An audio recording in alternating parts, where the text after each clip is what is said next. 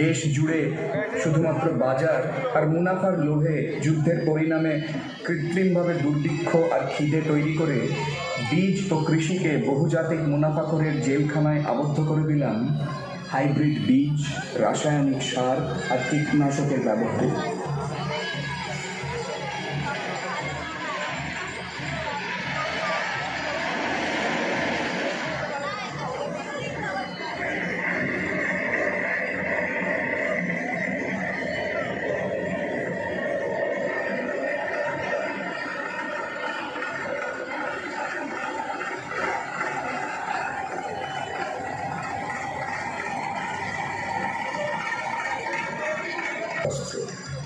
যুদ্ধবিঘ্ন দেশে খাবার না পৌঁছতে দেওয়া এখন সন্ত্রাসের নতুন ভাষা।